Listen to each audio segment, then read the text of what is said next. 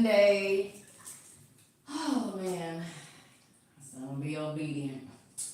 God told me to do a green screen with this picture, and I was like, sure, this one. Oh man, when I took this picture, just a little backstory here.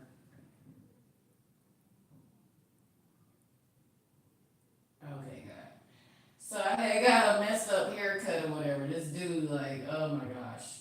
And I had ordered a wig because me and my mom supposed to be going to Miami for like this trip, this free trip she won on the radio to this like jazz in the gardens or like a free concert or whatever for like 3 days. And I just remember like being harassed at like my hotel, like a bunch of weird things happening. But you know, like one good thing that came, like I love Jeezy. And I had seen Jeezy or whatever there. And I felt like, you know, when somebody spots you in a crowd of people and it's just like a magical moment, I feel like it was like even at my lowest, I knew how to like carry the burdens. Like even at my lowest with like hatred, lies, just rumors, just total bull crap, right? It was like God gave me grace to like carry it well. Like I got so many compliments. I had got that dress when I was in a shelter, but people just assume, you know what I'm saying, that you're doing well in life, or you must be prostituting yourself because that's what they're doing, or you must be this low person, especially if somebody that's supposed to be of stature is lying on you. People just take it for face value and they run with it, you know, especially in corrupt relationships. Like, it's crazy because the more that I grow, the more I see so many people be sleeping with the enemy, or they just get with a person that's a total peon, like somebody that's not only gonna believe their lies, but run with their lies, knowing their fucking lying, but they'll just run with it. They'll just take it on. They'll magnify it. They'll tell everybody. They'll recruit haters to hate on you and do things to you. And I think that some people will want to justify themselves based on love, but love is based on truth. So therefore, it really just exposes that you never really had that. You had obedience, you had enslavement, you had toxic connections, and wasted soul ties, toxic waste basically in your life. And I'm just here as a testimony to say that not only does it get better, but truth reveals all. Because sometimes they say time reveals all. But if you never stand up for yourself, if you never share your story, if you never tell your truth, then it's just time that's going by. You know what I'm saying? And I think at a certain point, even when you forgiven, even when you let it go, never forget how they made you feel. Never forget the lies that's been told. Never let somebody play you. You know what I'm saying? But thank you, Father God. Oh, I thank you, Father God, for allowing me to guard my heart, allowing me to protect myself from the enemy's hands, Father God, so that I might have all of me back. Because sometimes the point of it is to steal your essence, to give it to frauds and fakes. And once you block them and block that energy, the soul in them dies because they never had any. See, some of us have star power, star quality. It can't be taught and it can't be bought. And it doesn't matter how much they put behind a fraud. It doesn't matter how much support. It doesn't matter what weak soul is cheering the fraud on.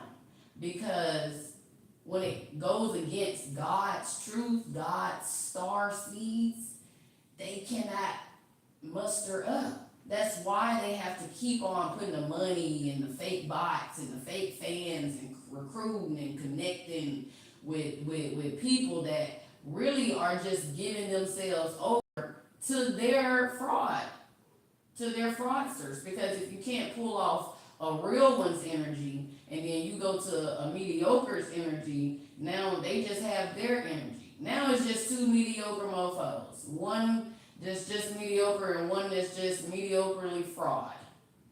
But we're not here to do all of that today. God said that's good enough. So, moving right along, guys. I have been thinking about 2 fish and 5 loaves. So God had revealed to me that the 2 fish was 2 people and 5 loaves of bread. I believe that God was saying that their life path numbers are 5. And I'm a life path number 5. But for some reason, I had kind of like, not had been in my Bible like that or whatever, being distracted, online, just, whatever. But I love how God will come and get you, you know what I'm saying? Like, and bring you back and like remind you of a certain message. So I was like, well, what book of the Bible was the 2 fish and 5 loaves? And then I went to y'all know what I'm talking about, the Bible dictionary or whatever that is. And so I had started reading the full chapter or whatever. Some said read it in the King James Version. Because, words are powerful. And if you go on there's like 40 some different versions of the Bible. Some I've never even heard of. And they all have different wording or whatever. And one it says that he broke the bread. Another one says he break or whatever. King James Version says break. B-R-A-K-E. Excuse me. But the New International Version said that he broke the bread or whatever. But anyway, what stood out to me was this book or whatever, and the book is Matthew. And so when you look up the meaning of Matthew, it means God's gift, right? And then the next thing that stood out to me was after he broke the bread and everything, he went up, on the hill and everything by himself or whatever. They ended up going to a city called Gennesaret. And Gennesaret means Prince's Garden. And God was basically saying that God's gift is in the Princess Garden. And I was like, I've been talking to God a lot about this because, again, I feel like toxic masculinity and the way that the Bible's been taught, the way you just read the Bible verbatim, we don't personalize it. And so it's always assumed that it's a man coming. It's always a man. And even women devalue other women or underestimate them because they're looking for a man. They're looking for a male savior. They're looking for a man to come and do these things or whatever. And so it was like God was saying that God's gift is in the princess's garden. Ooh, and that was just like a revelation for me because sometimes you think that it's outside of yourself. Sometimes you think that you have to do the most to put on. But that's what frauds have to do. That's what those that don't believe have to do. But if you know, if you know who you are in the Father, in God, then it's like you already got it. And so I feel like God was saying, like, my offspring, me, you know what I'm saying? The things that are inside of me are the gifts. And it's not something that has to be hidden or something that has to be in secret. It's already being held. It's already being revealed. It's already going to show itself. And sometimes you think that, like, I'm seeing like all this stuff about trad wives and all of that. And I said this a long time ago, and I joke harshly because I come from a harsh type of reality. But a lot of people need to fix their ugly childhood trauma. And that's a real thing, and that's why you have so many, that's why everything is surrounded by looks maxing and beauty perfecting because people don't love themselves. And a lot of the times, they're mad at natural beauty because they had to go and get 5,000 surgeries and do Pilates and Botox and diet all damn day and night. And you know what I'm saying? Like, and some people just naturally got it. Like, you can put, some of the most twisted faces of supermodels up against somebody natural in any exotic country. from Africa, South America, even Native Americans here. And I bet they are 3 times more beautiful because what God produces and the natural beauty of things is just what it is. And people can't understand that. Like some people, they feel like it's not fair, so they try to shun that or try to make that, as if that's something wrong. But anyway, what was I talking about? What was I saying? Yeah, and so it's like when you think about it, in this perfect ideal world, none of us would really be working. And it said, oh, that was the other point. So what I found significant was before God, multiplied, blessed the fish and the bread and gave it to the multitude or whatever. And then, what I find funny is that, because I've been trying to debate on this, because people say he fed 5,000, but it says he fed 5,000 men beside children and women. So does that mean he fed more than 5,000? And then I also found it interesting that when they took up the bread that was left, it was 12 baskets full, the same number as in disciples. And I had been thinking that maybe the disciples weren't necessarily all human. Like when you think about Peter, and it says he shows himself to Peter, but I think it says Cephas or another name. But Cephas or that other name also means rock. And so when they say that he resurrected or whatever, didn't it say that they had to remove the stone or the rock? So maybe he presented himself to the rock. Then it also says in the resurrection that he showed himself to 500 brothers and sisters. Something significant about the number 5. I just kept seeing that. But anyway, what was I saying? So yeah, when he told the people to sit down on the grass, because they were saying like, oh, they need to go eat, they need to go to the city, they need to eat. He was like, they don't have to go nowhere to be fed. Just sit down. Whew. And it reminded me of when David says, he maketh me to lie down in green pastures. And I truly believe that, because I was reading some today in Psalm as well, where it says that when we go to sleep, God provides. When you go to sleep, God provides for his people. And so, what am I trying to say? Some people you don't have to work for it always. And we live in a world of bitterness. And you have to understand that some people get to success and they're bitter because of all that it took out of them. So while they're preaching to you to do all of those things, they can't preach to you something they don't experience. So if they have no peace, they cannot teach you how to go and get peace. But they can teach you how to go and get money. They can teach you how to go and get fans. They can teach you how to go and get what's darkness. What darkness tells you is right. What darkness tells you is success, because that's all they have. You see what I'm saying? You cannot teach light if you don't have it. How can you teach that? And that's why you have so many people, I did it myself. Misery loves company, right? So they can only teach you what they know, and you will feel that intuitively. You will feel that because anybody can put on the biggest smile and put on a nice face and put on all this and that or whatever, and still be miserable, still be bitter, still not have no peace, still not be able to sleep. It even says it in the Bible, there is no rest for the wicked. God does not make mistakes. So you thinking that you don't have this and that, but you get to sleep at night. It's some people have not been to sleep in years. That's torture. That is torturing of the soul.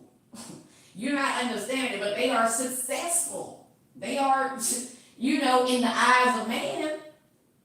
So just know that, that's what I was saying. Yeah, the whole trad-wise situation, whatever. The only thing about it, the only thing that I can say of cautionary tale is every time that mofo give you some money, you need to be at a little private account. Just tuck it on away for a little bit away. But other than that, what do you mean that this is not, that's not the dream, da da da da.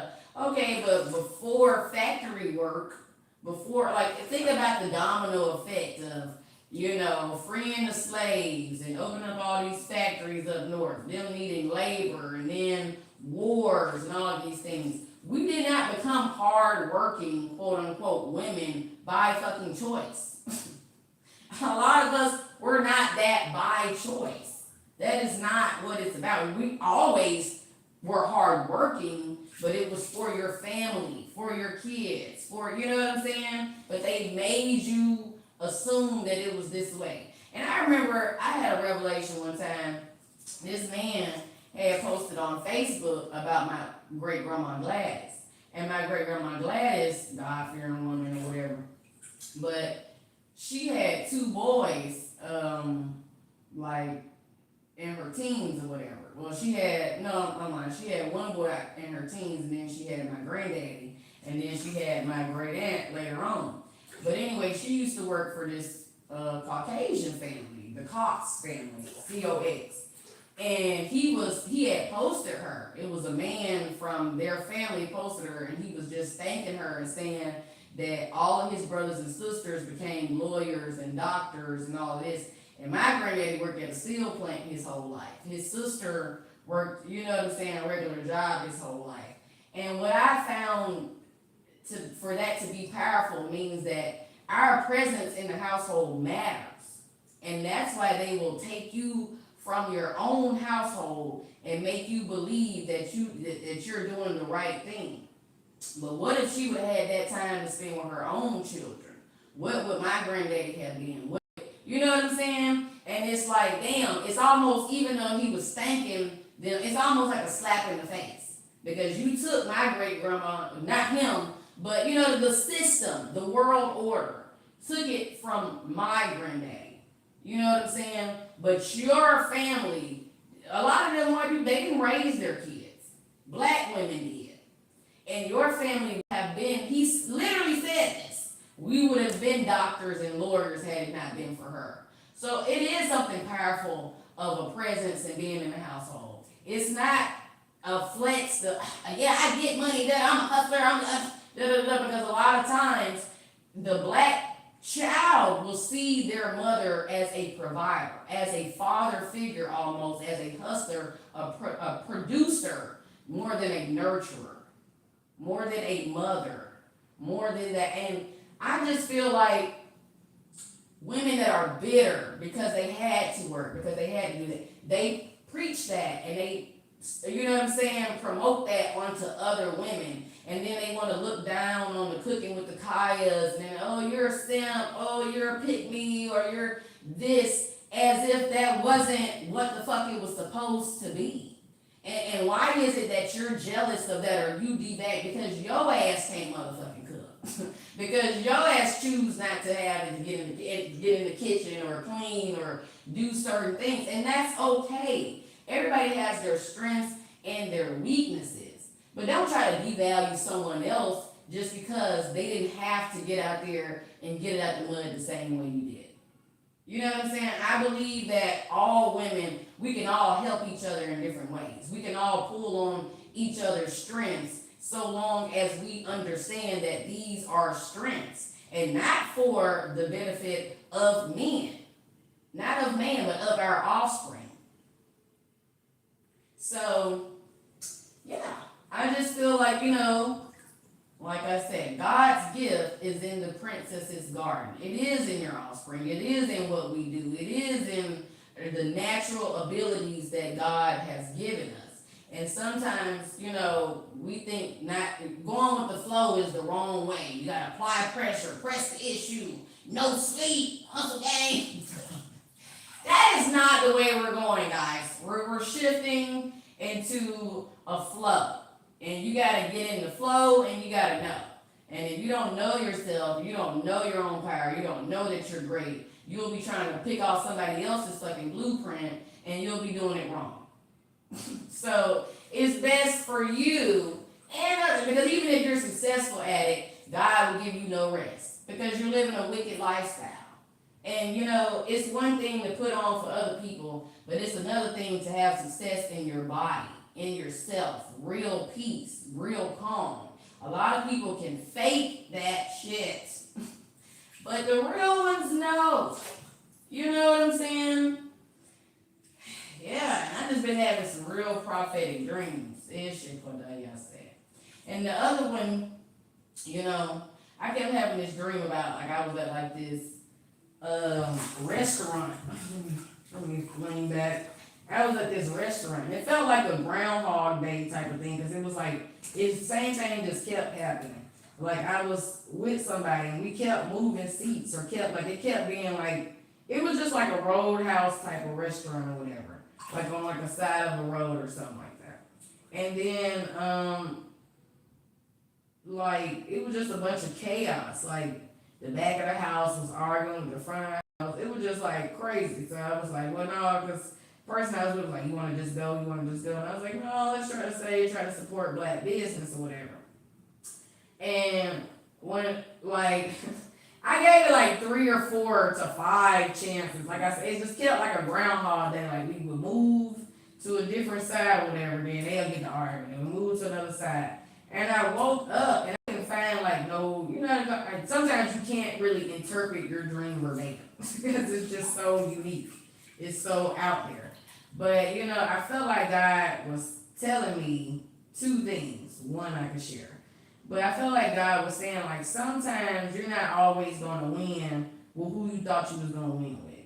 Sometimes you're trying to make it work with, if I'm black, you know what I'm saying? So I always try to prioritize people of color, or always wanted to work with people of color, always wanted to do these things. But sometimes that's just not reality.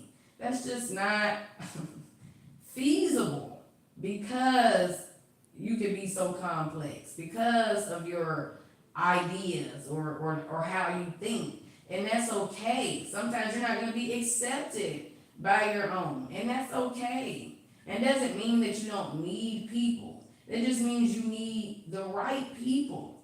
And sometimes that might be white people. And it's like, it's no and I've never in my life been no white supremacist, no bull like that. But I understand that I am not going to always get along with everybody that's black. I'm not going to see things the same way they do. Because especially this day and age, it seems like everybody black promote everything that's not black. You'll put the fraud hood person that's not even black up before somebody that's actually hood and trying to present themselves in a better light. You'll promote somebody, you know what I'm saying? Like, it seems like whatever is about money, they okay with. You okay with people disrespecting your race, disrespecting your women, disrespecting whatever, as long as it look good, as long as it's feasible, as long as it's attractive, as long as it's doing what you say, as long as it's making you money. And I cannot get jiggy with that shit. And I never will, and I never let somebody, you know what I'm saying, make me feel like I'm the fucking problem, or I just don't understand. No, I understand you're greedy as fuck. I understand you work for the devil. I understand you're demonic. I understand you like witchcraft. I understand you like to manipulate the masses. I understand very much so. I'm just not with the shit. And there's nothing you can say or do. So I have to also understand that I sometimes need to get the fuck on away from you. Because you're not going to change. And you're not going to try to bring me down because I won't change with you. Or, you know what I'm saying? Or I won't change to see it your way. No. It's not that way. It's the other way. And if you're not understanding that, I got to go. Deuces. Peace. I'm out. 3,000. So yeah, just know that. You know, sometimes your people ain't gonna look like you. Sometimes you're gonna have to get comfortable being in new rooms because whoever values you purely, truly, that listen to your suggestions, that's taking your recommendation, not taking it and they don't know what the fuck they talking about, you still doing it low key, not taking it and then trying to mock you, not laughing behind your back with lame ass hoes and bitches and sitting on couches like the shit is cute and then trying to play in my face like you my friend. Nah, not that. I'm talking about real men, real niggas. They can be black or white. People that's really gonna stand up for the truth. People that's really gonna go to bat for you. People that's really gonna put that shit on the line and speak up for what matters, regardless of what the fuck they might lose or what friends might not like it or who they mama might not like. I'm talking about real men. Real men. And they don't have no fucking color. And you gotta understand that. Like when I posted Cleopatra, I had to understand the mind of such a beautiful, complex individual. Of someone that's like, if I'm not going to be celebrated by my own, bitch, I'll get them from Rome. You're not understanding. You're not understanding the assignment. This is Queen Sheba and King Solomon. You're not understanding the assignment. I don't need you niggas. You niggas need me. So if you're not understanding the assignment, we must voyage. We must go on. This is no shade, no motherfucking tea. I am raising a black young man. I don't think less of you. You think less of you.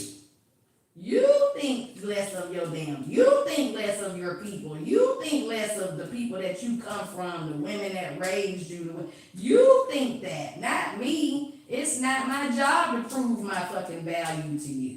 It's not my job to put on no long fake ass wig to compete. It's not my job to go get no motherfucking BBL. And it's not my job to drink piss or eat shit or do one of the nasty freaky things that you have been accustomed to due to the trauma of your fucking childhood and your molesters. It's not my job to raise you or save you, nigga. That's not my job. My job is to be a queen, to sit on my throne, and to be a helpmate to my king. If that's not you, please get the fuck up out of my way. I don't care that we share the same skin tone. That means nothing now. I want to share the same mission, the same vision, the same goal.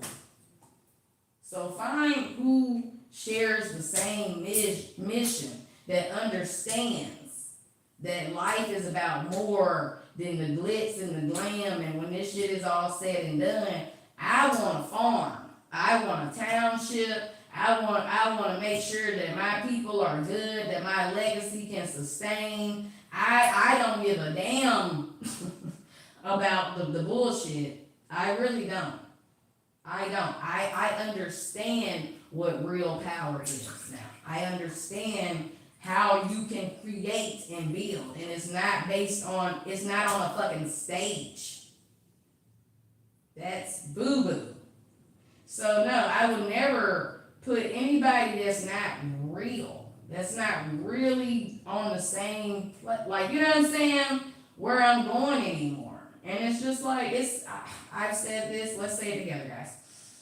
I forgive you, God bless you, and I thank God for you. Because you're not,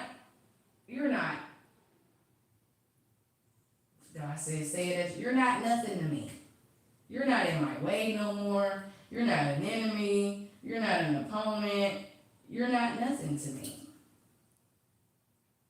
I'm not new to this shit. I've been here before. I've experienced this before, and I'm going to get through this. I'm going to complete the mission that God has for me in this lifetime, in this season, actually, God said. So, yeah. So when I say that, know that I say that with God's love, mercy, grace. But I don't owe you shit. I don't owe it to them to make amends, or, Mary J. Blige said this: forgiveness does not require reconciliation.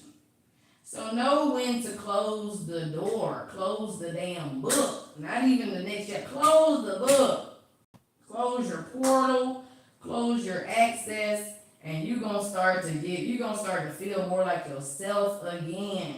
And you'll think like, oh, no, it's you, boo. It's your energy. You're the star. You're the goddess, the god, whatever you want to call it. It's in you. It's not outside of you. Oh yeah, I'm gonna finish my soap. Make sure y'all get y'all essential oils, your herbs, whatever you need to heal. Sometimes you can go right outside and get it. Talk to God, see what God has for you for the day, what God wants you to do. Chill. Chill and heal. It'll feel so good. Before we go, I'm going to say my last one because you are of utmost importance. So don't just forgive others. Don't just bless others. Make sure you do it for yourself. Hold on. I gotta get some more hot water in here. You know when it starts to get cold.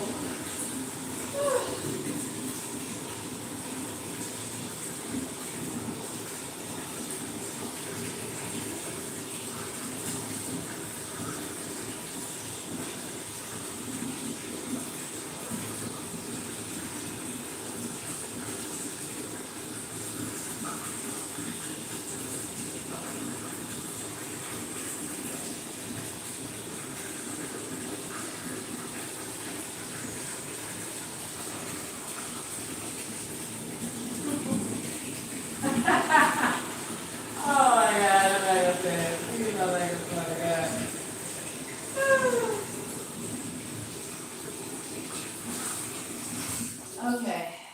All right. So, like I was saying, lastly, you are of utmost importance. So, I forgive myself. I love myself. God bless me, and I thank God for me. Say it again. I forgive myself. I love myself. God bless me, and I thank God for me. One more time. I forgive myself. I love myself. God bless me, and I thank God for me. All right, God's people, I love you. Happy Sunday. Enjoy your day and your week. May we have blessed weeks.